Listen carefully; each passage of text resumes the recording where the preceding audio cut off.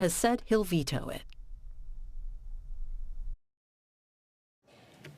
Madam President, last week I announced my intention to vote in favor of House Joint Resolution 46. This is a resolution expressing disapproval of the President's February 15 proclamation of a national emergency. And at that same time, I joined with my colleague, the senator from New Mexico, along with the senator from Maine, Ms. Collins, and the senator from New Hampshire, Ms. Shaheen, in the introduction of the Senate companion. This is Senate Joint Resolution 10.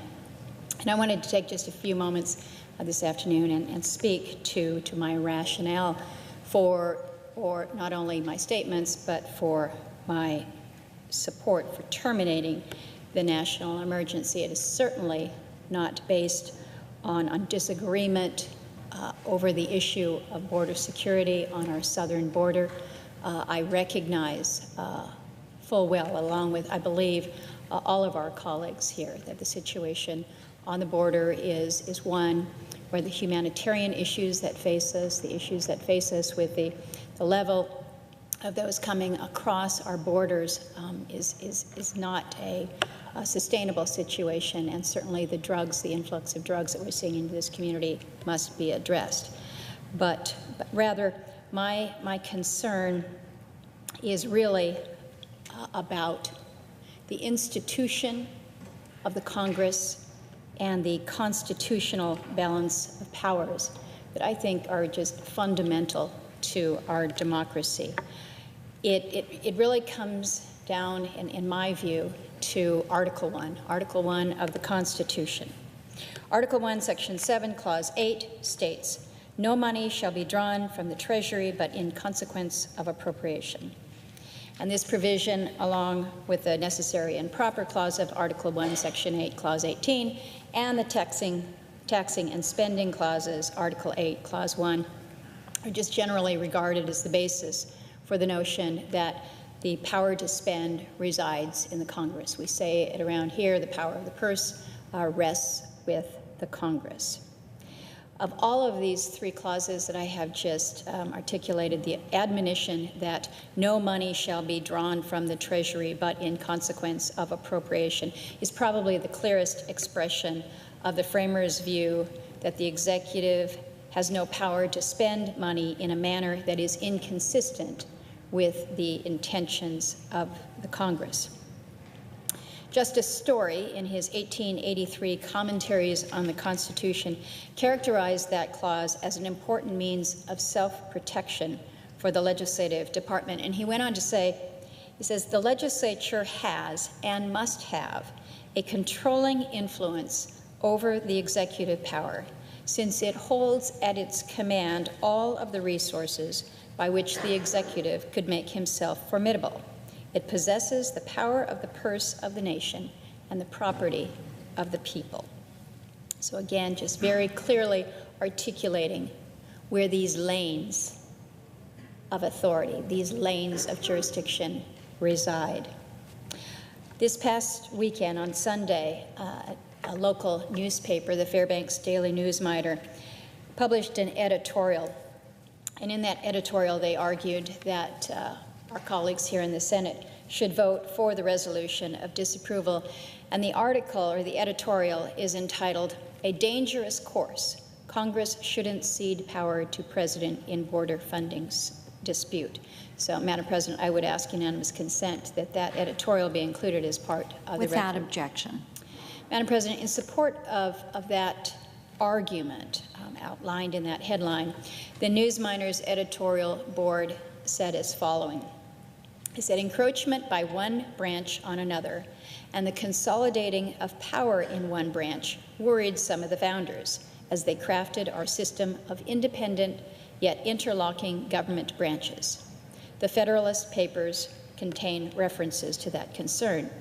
And then the editorial board goes on to refer to Federalist 51 that says, and I quote here, "The great security against a gradual concentration of the several powers in the same department consists in giving to those who administer to each department the necessary constitutional means and personal motives to resist encroachment of the others. Ambition must be made to counteract ambition.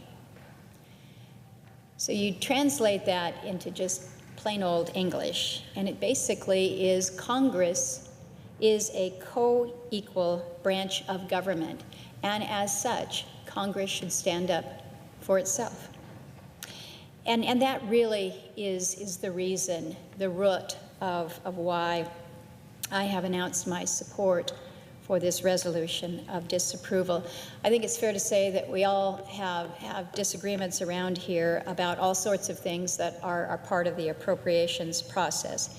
And certainly the issue of border funding or just border security is no exception. And even if the FY19 appropriations process had run smoothly, which it certainly did not, but think about how we got to where we are right now.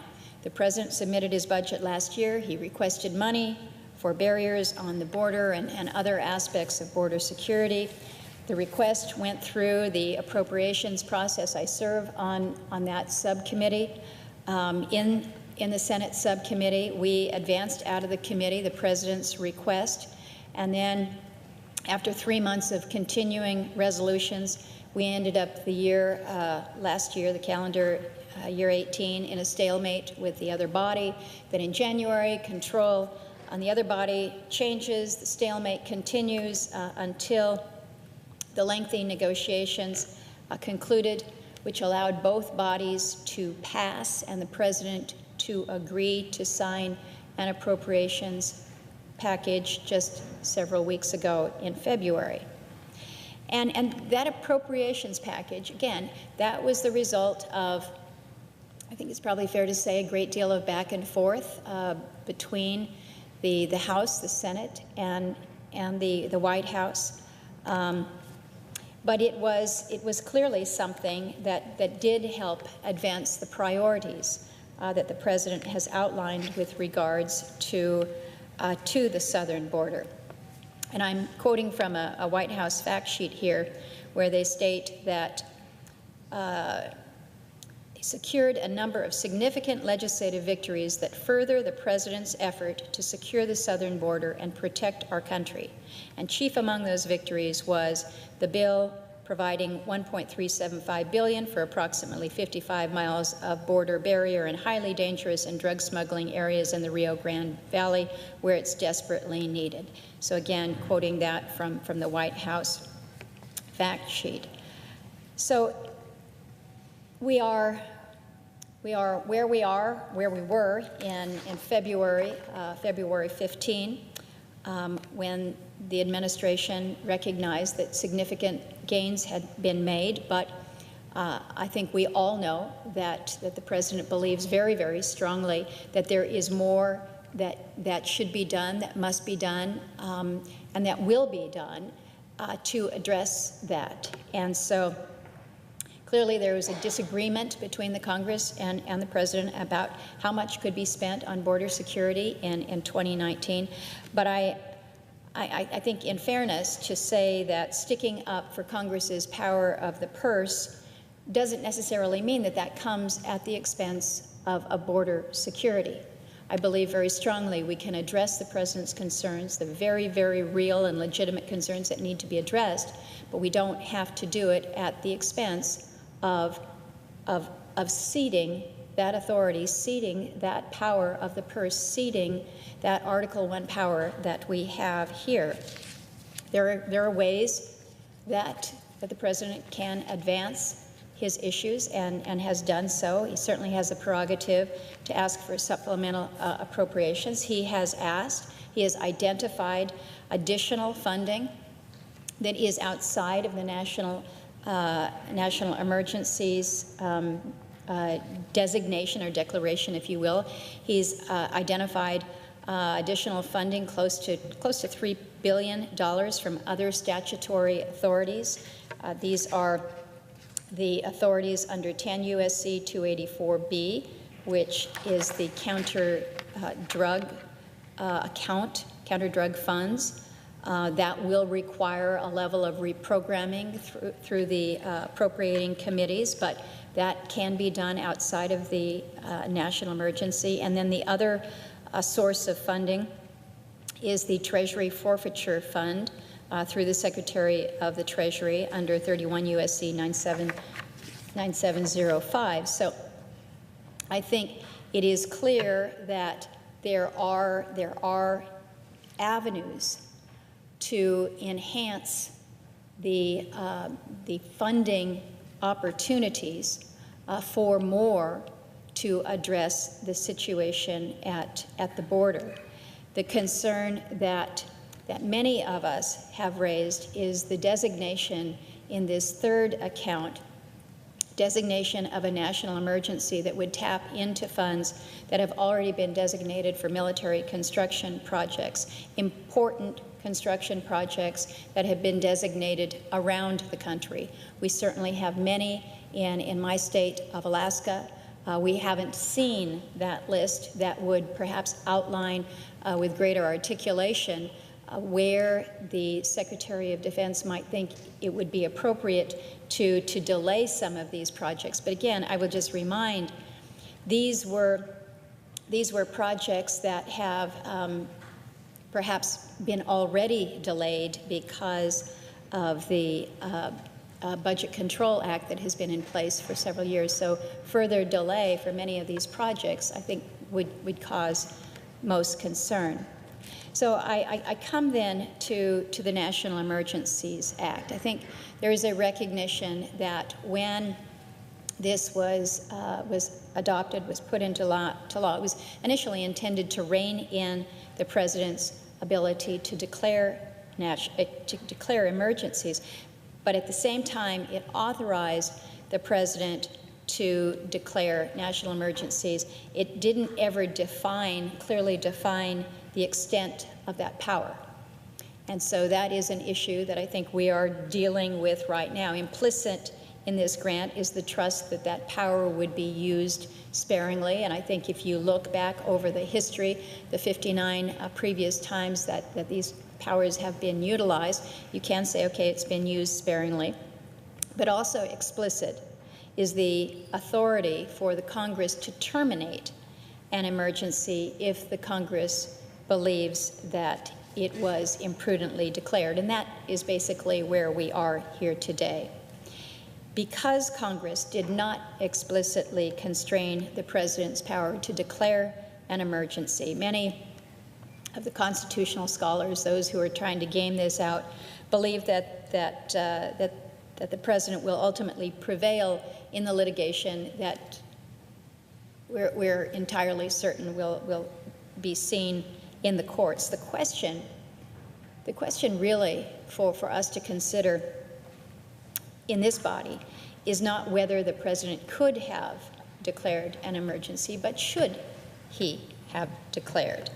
And again, the question as it relates to the redirection of military construction funds from our bases around the country to the southern border, these are the questions that we are debating currently. But in the final analysis, I look at the issue we have in front of us, and this really a very challenging place for us as a Congress to be debating the constitutional powers of the Congress against a legislative agenda, a strong legislative agenda, and an important one that the President has. But I have come to be quite concerned about where we are when it comes to precedent and the precedent that we may see unleashed. In many ways, I view this as an expansion of executive powers by legislative acquiescence. If we fail to weigh in, if we fail to acknowledge that this this designation has gone beyond that which has been previously considered. If we go around effectively the will of Congress, where does it take us next? And I think we need to think about that, because it's so easy to just get focused on where we are in the here and now. What is the situation that we are dealing with today? But when we are pushing out those lanes of congressional authority, I think we need to be thinking clearly about what that may mean for future administrations, for future Congresses. And so I, as the chairman of the Energy Committee, my focus is very often on the energy sector, on the energy space. And so I've asked, if we were in a situation with a new president, what could be invoked if a new president should decide to exercise his or her emergency authorities as they relate to energy. And it's entirely possible that a future president could declare a national emergency related to global climate change, speaking to humanitarian crisis, what it might mean for national security. And in fact, one of our colleagues from Massachusetts has already said as much, that a national emergency could be declared as relates to global climate change. And so you have to ask the question, what would stop a future president from declaring an emergency and then directing the military to spend billions of dollars on whether it's renewable projects or whether it is refugee assistance? What's to stop a future president from targeting the nation's oil and gas supply by cutting off exports and shutting down production on the outer continental shelf? Now, I think we'd all look and say, well, we don't need to worry about that happening with our current president. He's not going to do any of those things, but the authorities technically would exist for them. And so it's concerning. It's concerning to me that a future president could use them to drive their agenda, again, without the consent of the Congress. So again, I repeat, I'm concerned that as a Congress, as a legislative body, we would stand back, we would acquiesce in the use of national emergency to resolve a disagreement between the executive and the legislative branches over the appropriate level of funding for a situation that likely exceeds what can be spent in our current fiscal year. So I know that there will be continued discussion, not only here in the Senate, in the Congress, but certainly around the country about these matters. I know that some of my colleagues are interested in revisiting the scope of the National Emergencies Act, and that's clearly worth considering. But I firmly believe that one can be for border security, strongly for border security, and at the same time question whether the administration has overreached in using the National Emergencies Act in the way that it has. And I find myself in that camp, and that's why it is with great resolve that I support the adoption of the resolutions of disapproval. With that, Madam President, I yield the floor and suggest the absence of a quorum. Next week in Congress, the House will take up a resolution expressing the sense of Congress that the report of Special Counsel Robert Mueller should be made available to the public and to Congress. And in the Senate, a debate and vote are expected on a resolution to terminate the president's emergency